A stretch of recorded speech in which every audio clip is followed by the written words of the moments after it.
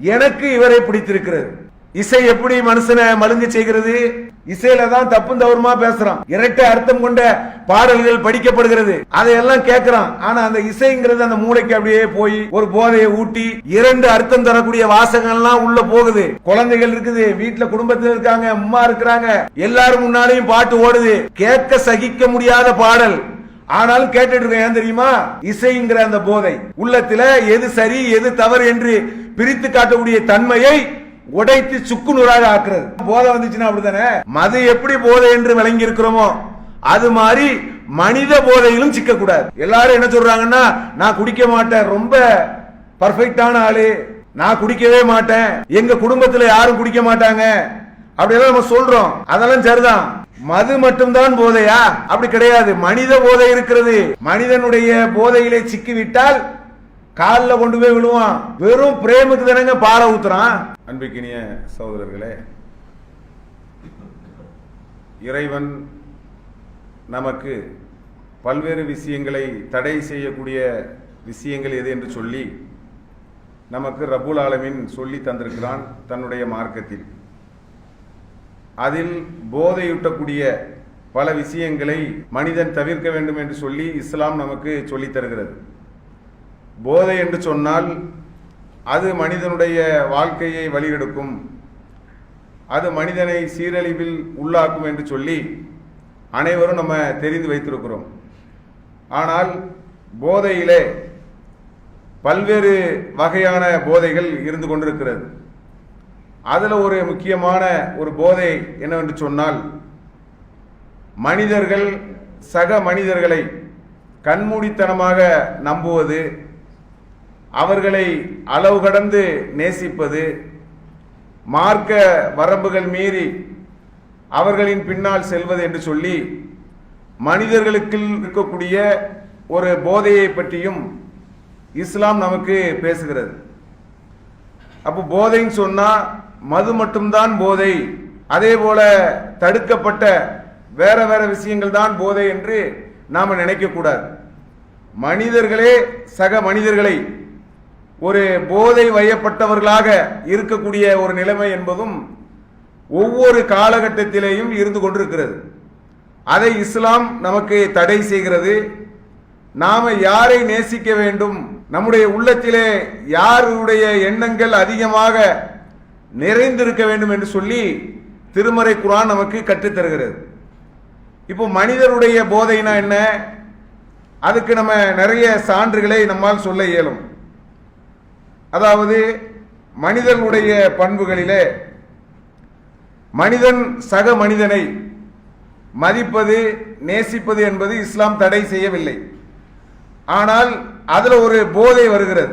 எப்படி வருகிறது என்று சொன்னால், ஒரு ஆளையே அல்லது யார் அதிகமாக மக்களால் உயர்த்தி பார்க்கப்படுகிறார்களோ அவர்களையே அதிகமாக பேசிக் கொண்டிருப்பது, அவர்களை பற்றியே அதிகமாக ஒரு விதமான ஒரு துதித்தல், அவங்களுடைய உள்ளத்தில் நாம் இடம் கிடைக்க வேண்டும், நமக்கு ஒரு இடம் வேண்டும் என்று சொல்லி அதிகமாக ஒரு நபரை நேசிப்பது, அதே போல எப்படியாவது அவருடைய அன்பை பெற வேண்டும், அவருடைய கவனத்தை பெற வேண்டும், அவருடைய ஒரு நெருக்கத்திலேயே நம்ம இருக்கணும், அவருக்காக என்னுடைய உயிரை கூட நான் கொடுப்பேன் அப்படிங்கிற மாதிரி ஒரு சிந்தனை என்பது மனிதனுக்கு காலம் முழுவதும் வரும்.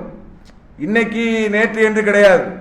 மனிதர்கள் சக மனிதர்கள் மீது எப்படி இருக்க வேண்டுமோ ஒரு குறிப்பிட்ட அளவு நேசம், குறிப்பிட்ட அளவு ஒரு பாசம், குறிப்பிட்ட அளவு அவர்கள் மீது ஒரு மதிப்பு இருந்தால் எந்த சிக்கலும் கிடையாது. ஆனால் அதுவே வரம்பு மீறி சதா அவர்களை பற்றியே ஒரு நினைப்பை உருவாக்கி எப்படியாவது அவரை வாழ்க்கையில ஒரு நாள் பார்த்துடணும், லேசா அவரை கொஞ்சம் தொட்டு பார்த்துடணும், அல்லது அவருடைய அருகிலாவது கொஞ்சம் நிக்கணும், அப்படி அல்லது அவருடைய காலில் போய் விழணும், அவருக்கு ஒரு மாலை போடணும், அப்படிங்கிற மாதிரி ஒரு அளவு கடந்த ஒரு நேசத்தை மனிதன் ஏதோ ஒரு வகையில் தன்னுடைய வாழ்க்கையிலே இன்னொரு மனிதனுக்கு அடிபணிய செய்கிறான். அப்ப இந்த சிந்தனை அவனை எங்க கொண்டு செல்லுகிறது? அவனுடைய சிந்தனை, அவன் சிந்திக்கக்கூடிய திறன், அது எல்லாமே மழுங்குகிறது. குறிப்பிட்ட நபர்களின் மீது உள்ள அதீதமான ஒரு நேசம், அவர்கள் இணை வைப்பாளராக இருந்தா கூட பரவாயில்லை. அல்லாஹ்வுக்கு இணை வைக்கக்கூடியவர்கள் சொன்னா அவரிடத்தில் எப்படி நடக்க வேண்டும் என்று சொல்லி திருமறை குர்ஆன் நமக்கு சொல்லி காட்டுகிறது. மூமின்களுடைய பண்புகள் என்ன? நம்பிக்கை கொண்டவர்களிடம் அவர்கள் இரக்கமாக இருப்பார்கள். இறை மறுப்பாளர்கள், இணை வைப்பாளர்களிடத்திலே அவர்கள் கடுமையாக இருப்பார்கள். அப்ப இணை வைக்கிறார்கள், அல்லாஹ்வுக்கு இணை வைக்கிறாங்க அப்படின்னு சொன்னால் அவர்கள் மீது நமக்கு உலகத்தினுடைய தேவைகள் என்பது வேறு. குடுக்கல் வாங்கல், வியாபாரம், அது பக்கத்து வீடு, இது வேற. அதே நேரத்தில் ஒரு இணை வைக்கிறான் ஒருவன், இறைவனுக்கு இணை வைக்கிறான். அவன் இறைவனால் தடுக்கப்பட்ட கற்சிலைகளை வணங்குகிறான், சமாதிகளை வணங்குகிறான், சமாதியினுடைய போய் கையேந்துகிறான். அப்படிங்கிற எல்லா விஷயங்களையும் ஒரு மனிதன் தெரிந்தால் கூட என்னுடைய உள்ளத்தில் இன்னாருக்கு அதிகமான இடம் இருக்கிறது, அது ஆக்கிரமிப்பு செய்திருக்கிறது, நான் அதிகமாக நேசிக்கிறேன், விரும்புகிறேன், என் வாழ்நாளில் ஒரு முறையாவது, குறைஞ்சபட்சம் ஒரு நாளாவது நான் அவரை சந்திக்க வேண்டும், பார்க்க வேண்டும், அவரிடத்திலே பக்கத்தில் போய் நிற்க வேண்டும், அல்லது அவருடைய போட்டோக்கள் என்னுடைய மொபைலில் இருக்க வேண்டும் என்று சொல்லி ஒரு விதமான விபரீதமான எண்ணம் வரக்கூடிய ஒரு காலகட்டத்திலே நாம் வாழ்ந்து கொண்டிருக்கிறோம். இது ஒரு விதமான ஒரு போதை தான். இந்த போதை எப்படி தெளிவடைய செய்வது? தனி மனிதர்கள் மீது வரக்கூடிய ஈர்ப்பு என்பது அளவு கடந்து சென்று விட்டால் அது நம்முடைய மார்க்கத்துக்கு ஆபத்தானது, மறுமையினுடைய வெற்றிக்கு ஆபத்தானது. அல்லாஹ்வினுடைய விஷயத்திலே, அல்லாஹ்விடத்திலே பதில் சொல்லக்கூடிய இடத்திலே நாம் நிற்கிறோம். நம்முடைய வாழ்க்கை என்பது இறைவன் முன்னால் பதில் சொல்ல வேண்டிய ஒரு கட்டாயத்தில் இருக்கிறோம். அது நம்முடைய வாழ்க்கைக்கே என்னவாக இருக்கும்? நாளைக்கு மறுமையில மிகப்பெரிய சிக்கலை உருவாக்கும். அப்போ நம்முடைய உள்ளம், நம்முடைய சிந்தனைகள் ஈமானால் நிரம்பி வழிய வேண்டுமே தவிர இறைச்சம் இல்லாதவர்களை எல்லாம் நம்முடைய உள்ளத்தில் கொண்டு என்ன செய்யக்கூடாது? அமர்த்தக்கூடாது.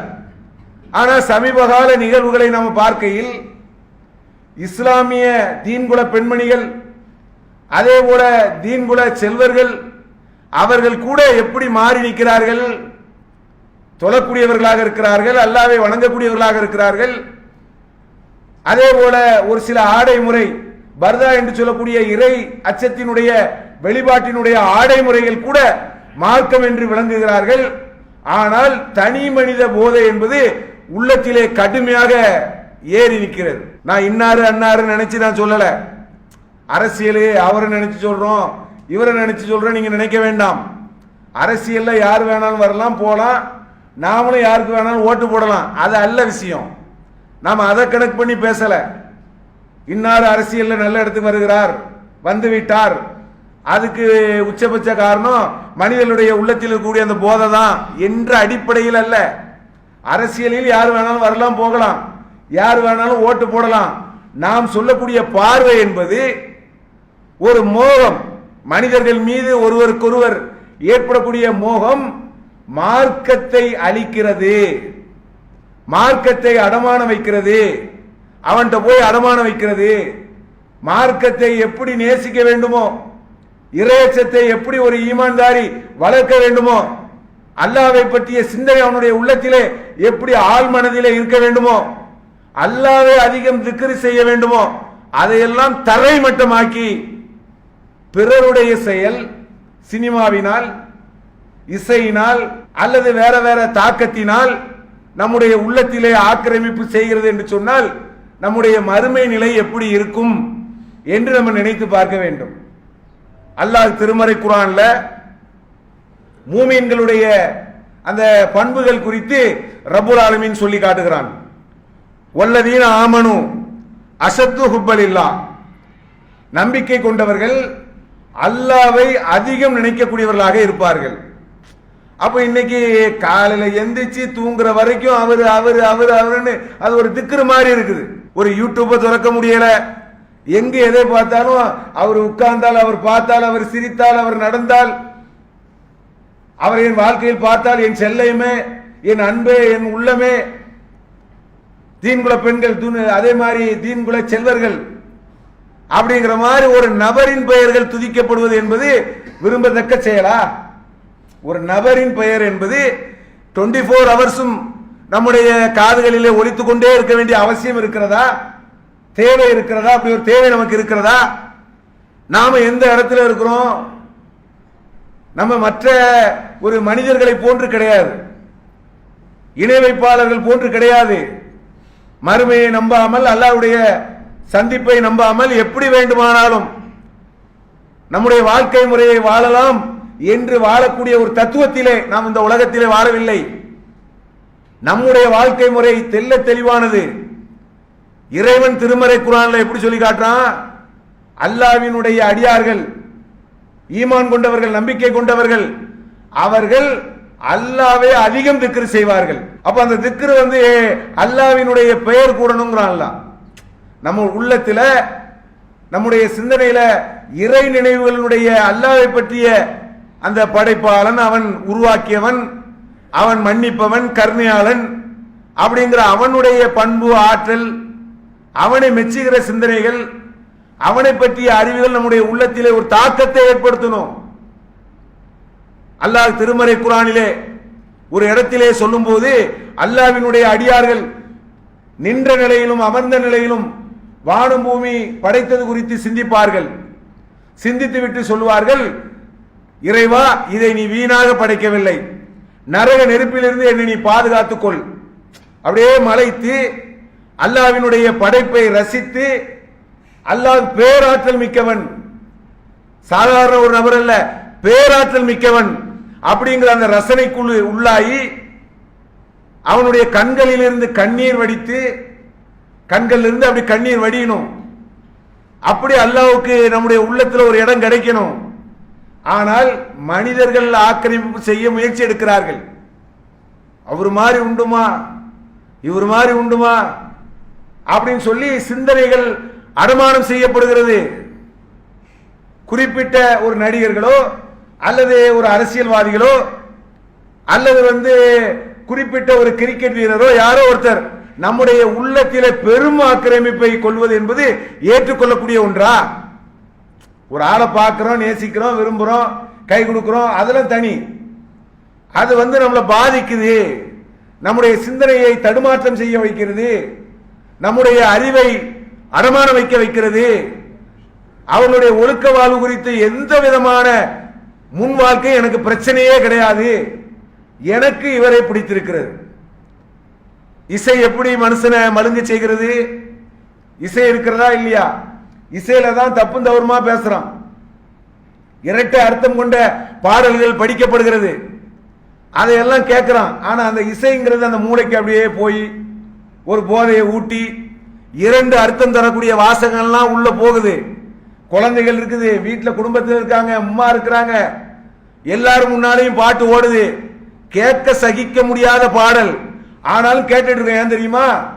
இசைங்கிற அந்த போதை உள்ளத்தில் எது சரி எது தவறு என்று பிரித்து காட்டக்கூடிய தன்மையை உடைத்து சுக்குநூறாக ஆக்குறது. போதை வந்துச்சுன்னா அப்படித்தானே. மதுங்கிறது எப்படி? மது எப்படி போதை என்று விளங்கி இருக்கிறோமோ அது மாதிரி மனித போதையிலும் சிக்கக்கூடாது.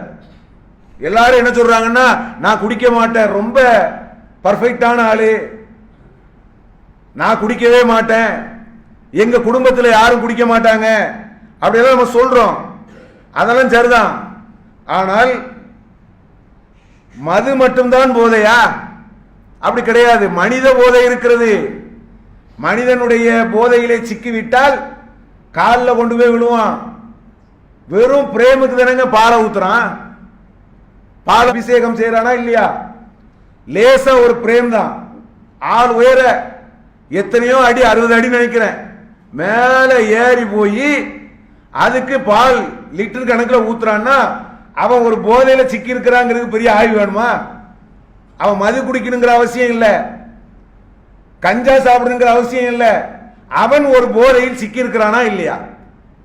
என் தலைவனுக்கு நான் பாலை ஊட்டினால் அவர் மகிழ்ச்சி அடைவார் நினைக்கிறான் பாருங்க. இதை விட ஒரு போதை இருக்குதா? அப்ப மனித போதையில் சிக்காதீர்கள் என்று சொல்லி இஸ்லாம் நமக்கு தெள்ள தெளிவான ஒரு வழிமுறையை காட்டுகிறது. மிக அற்புதமான ஒரு மார்க்கம் அல்லாஹ்வுடைய மார்க்கம். அதனாலதான் பாருங்க, அல்லாஹ் இந்த போதை விஷயத்துல சொல்லக்கூடிய நேரத்திலே ஒரு 4-5 விஷயத்தை அல்லாஹ் சொல்றான். மது மற்றும் சூதாட்டம், அதை விட்டு அல்லாஹ் உங்களுக்கு தடை செய்கிறான். அதுல வெறுப்பு, பகை இருக்கிறது. அது மட்டும் இல்ல, அன் திக்ரில்லாஹி வ அன் சலாத்தி, அல்லாஹ்வை நினைப்பதை விட்டும் தொழுகையை விட்டும் தடுக்கக்கூடிய காரணிகள் இருக்கிறது. எதுல? போதையில. அல்லாஹ்வுடைய தூதர் சொல்லுவாங்க, போதை ஊட்டக்கூடிய ஒவ்வொன்றும் உங்களுக்கு ஹராம் தான். அதனாலதான் நம்ம மது சாப்பிட மாட்டேங்கிறோம், கஞ்சா சாப்பிடுறது இல்ல. போதை பொருட்களை இஸ்லாமிய சமூகம் பெரிய அளவிலே தவிர்த்து வாழ்கிறோம். ஓரளவுக்கு அதையெல்லாம் போதை என்று விளங்குறோம். அந்த போதையை பற்றி அல்லாஹ் திருமறை குர்ஆன்ல என்ன சொல்றான் தெரியுமா? அது அல்லாஹ்வினுடைய நினைவை விட்டும் தொழுகையை விட்டும் உங்களுக்கு தடுக்கிறது, தடுக்கும். அல்லாஹ்வை நினைக்கிறது தடுக்கும், தொழுகையை தடுக்கும். சைத்தான் அதுதான் விரும்புறான். 4 காரணிகள் வருது பாருங்க: வெறுப்பு, பகை, அதே மாதிரி தொழுகை, அதே போல அல்லாஹ்வை நினைப்பது. அது இல்லாம கூடுதலாக இதை கொண்டு சைத்தான் விரும்புகிறான். எதை? உங்களுக்கு கெட்டதை நினைக்க சைத்தான் விரும்புகிறான் என்று சொல்லி திருமறை குர்ஆன் நமக்கு சொல்லுகிறது. அப்ப நமக்கு நல்லா விளங்குது, போதையில நம்ம அடிக்ட் ஆயிடக்கூடாது. அதுல சிக்கி விழுந்தோம் சொன்னா தொழுகை போயிடும், அல்லாஹ்வுடைய நினைவு போயிடும் சொல்லி. ஆனால் மனித போதையிலே சிக்கிறவர்களுக்கு என்ன சொல்ல? ஒரு மனிதர் வந்தா வந்துட்டு போறாங்க, அதுக்கு ஈக்கள் போல ஓடுவது, உயிரை கொடுக்கிறார்கள். வண்டி இளைஞர்கள் ஓட்டுகிறார்கள், வண்டியை ஓட்டுறான், தாறுமாறாக ஓட்டப்படுகிறது. அதில விபத்துக்கு உள்ளாய் இறக்கிறார்கள். அவர்கள் என்ன வானிலிருந்து குதித்தவர்களா? அவர்கள் என்ன அப்படியே மலக்குமார்களா? நம்மை போன்ற எல்லா பலகீனங்களுக்கும் உட்பட்டவர்கள். அவர்களை காண்பதற்கு, பார்ப்பதற்கு, நெருங்குவதற்கு, அவர்களுடைய சிரிப்பை கண்டு ரசிப்பதற்கு கூட்டம் கூட்டமாக ஒருவருடைய உள்ளம் தயார் செய்யப்படுகிறது. நம்பலாம், விரும்புறான். என் தலைவன் என்கிறான். எப்படி நமக்கு தலைவராக முடியும்? அரசியலுக்கு தலைவராகலாம், ஒரு ஊருக்கு தலைவராகலாம். ஆன்மீக பயணத்திலே மறுமையை நம்பக்கூடிய நமக்கு இணை வைப்பாளர்கள் எப்படி தலைவராக முடியும்? அல்லாஹ் இந்த திருமணத்துக்கு ஒரு விஷயத்தை சொல்லி காட்டுவான். நம்பிக்கை கொண்ட ஆண்கள், நம்பிக்கை கொண்ட பெண்களை தவிர அல்லது அடிமைகளை தவிர வேற யாரையும் நீங்க திருமணம் செய்யக்கூடாது. இணை வைக்கக்கூடியவர்கள் எவ்வளவுதான் உங்களுக்கு கவர்ச்சியாகவும் அழகாகவும் தெரிஞ்சா சரிதான், நம்பிக்கை கொண்ட பெண்களும் அப்படிதான். நீங்க யார திருமணம் செய்யக்கூடாது? நம்பிக்கை கொண்ட ஆணை திருமணம் செய்யலாம், நம்பிக்கை கொண்ட அடிமையை திருமணம் செய்யலாம்.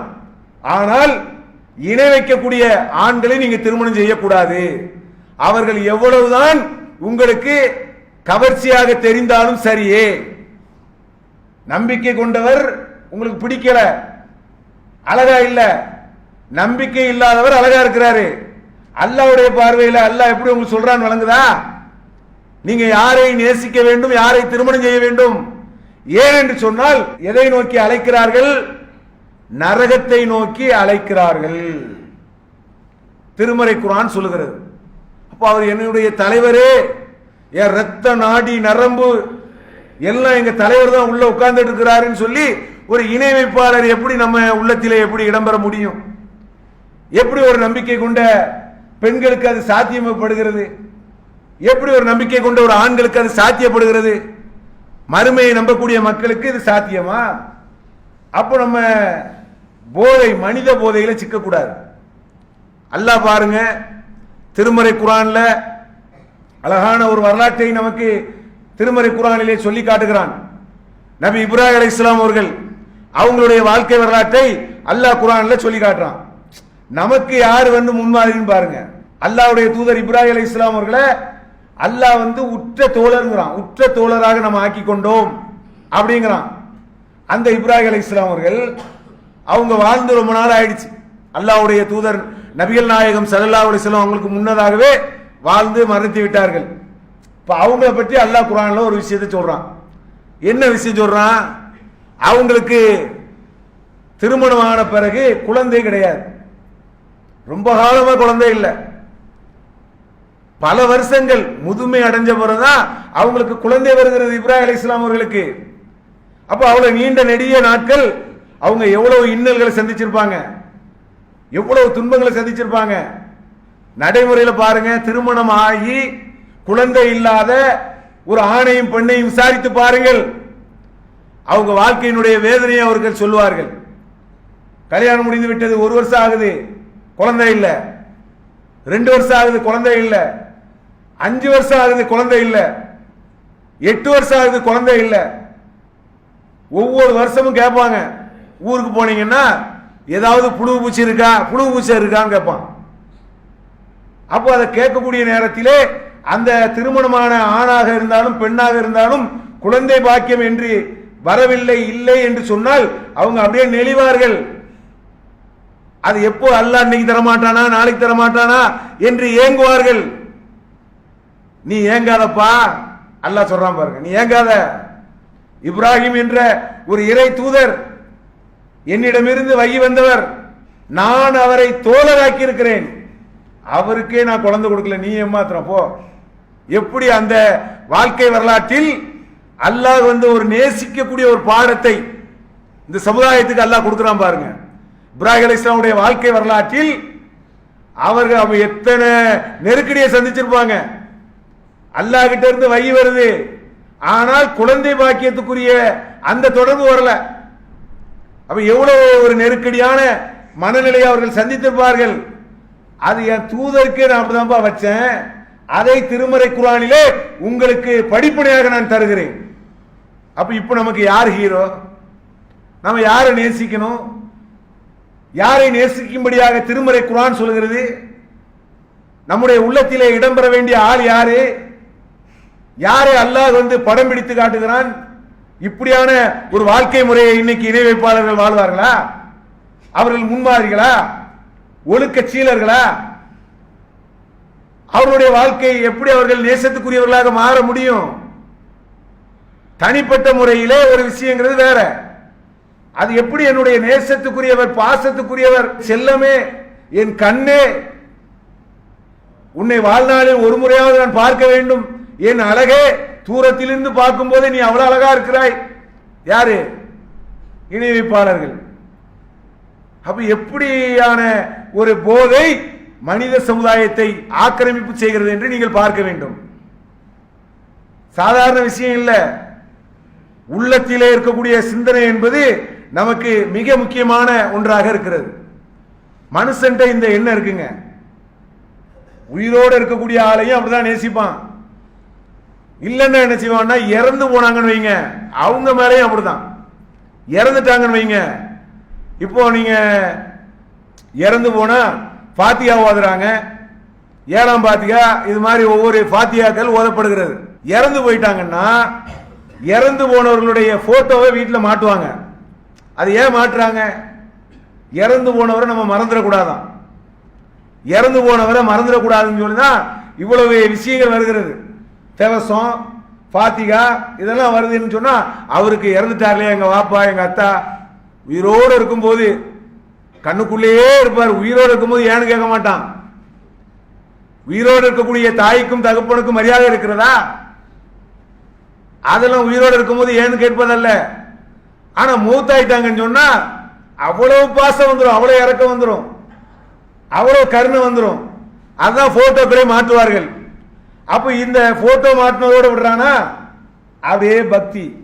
அதுதான் தர்கா வழிபாடு. இறந்து போனா சமாதியில போய் கூட்டம் கூட்டமா குழுமுறான.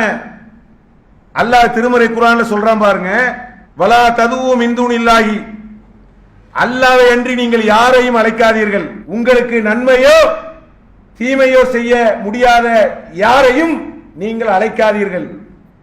அல்லாஹ் எவ்வளவு அழகா சொல்றான் பாருங்க. திருமறை குர்ஆன் எவ்வளவு அற்புதமான ஒரு ஒளி வீசக்கூடிய ஒரு வேதம் என்று நீங்கள் பாருங்கள்.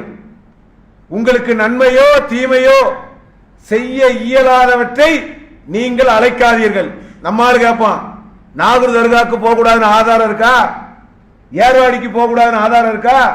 அஜ்மீர் போக கூடாது, அஜ்மீர் அவனுக்கு எப்படி இருக்கணும் குர்ஆன்ல? அவன் நினைப்பு எப்படின்னா, குர்ஆன்ல வந்து நாகூரில் இருக்கக்கூடிய தர்காக்கு நீங்கள் செல்லக்கூடாது அப்படின்னு குர்ஆன்ல இருக்குன்னு ஆசைப்படுறான். அப்படி இருக்காது. அல்லாஹ் திருமறை குர்ஆன்ல எப்படி சொல்றான் பாருங்க, உங்களுக்கு நன்மையோ தீமையோ, செத்து போனவனால நன்மை செய்ய முடியுமா? இறந்து போனவர்களுக்கு குளிப்பாட்டுறது யாரு? கவன் இடுவது யாரு? ஆடை மாற்றுவது யாரு? அவர்களுக்கு எல்லா விதமான சடங்குகளையும் செய்து அவர்களை கண்ணியமான முறையில் அடக்கம் செய்வது யாரு? உயிரோடு இருக்கும்போது என்னை ஏன் பார்த்து முறைக்கிறாங்க, கோவப்படுறான். மௌத்தான பிறகு 1000 பேர் வந்து பார்க்கறான், ஒன்றும் செய்ய முடியாது. அவர் வாட்டுக்கு கிடப்பாருங்க. உணர்ச்சியற்று கிடக்கக்கூடிய அளவுக்கு மௌத்து என்பது ஒரு மனிதனை சீரோ பூஜ்ஜியம் என்ற இடத்திலே கொண்டு வைக்கிறது. இவ்வளவு வாழ்க்கையை கண்ணில் தெரிந்த பிறகும் கூட இறந்தவர்கள் அடக்கப்பட்ட இடத்திலே கூட்டம் கூட்டமா போறானா இல்லையா? நடிகர்கள் பின்னால கூட்டமா போறானே, பொம்பளைங்களும் ஆம்பளைங்களும் அப்படியே குதிக்கிறாங்களே, அப்படியே என் தலைவனுக்காக என் உயிரையே கொடுத்துருவேன் அப்படிங்கிறாங்களேங்கிற மாதிரி நமக்கு ஒரு ஆச்சரியம் தோணும். கொஞ்சம் ஆச்சரியமா தான் இருக்குது. என்னங்க நடக்குது? பார்க்கிற சின்ன பிள்ளை பிறக்க போதே பிள்ளை பால் வேணுமா தயிர் வேணுமான்னு கேட்கறதுக்கு பதிலா எனக்கு இவரு வேணும் அவரு வேணும் கேட்கிற அளவுக்கு இன்னைக்கு ஒரு மனநிலை உருவாகிறது. அப்ப நம்ம என்ன நினைக்கிறோம்னா, உயிரோடு இருக்கக்கூடியவர்கள் அவர்கள் மீது ஒரு நேசம் வருது, கூட்டம் கூட்டமா வருதுன்னு நினைக்கிறோம் பாருங்க. இறந்து போனவங்களுக்கே வந்துட்டு இருக்கு. அதுதான் அல்லாஹ் சொல்லி காட்டுறான், இதெல்லாம் வந்து வேஸ்ட், இப்படி எல்லாம் நீங்க போவாதீங்க. நீங்கள் யாரை அழைக்க வேண்டும்? அல்லாஹ்வை தவிர நீங்க யாரையும் அழைக்க கூடாது. அப்ப அந்த மனித போதையில நம்ம என்ன செஞ்சிடக்கூடாது, சிக்கிடக்கூடாது. அப்படியான நன்மக்களாக இருக்க வேண்டும், பிறருக்கு வழிகாட்ட வேண்டும் என கூறி என்னுடைய இந்த முதல் உரையை நிறைவு செய்கிறேன். அல்லாஹு அக்பர், அல்லாஹு அக்பர்.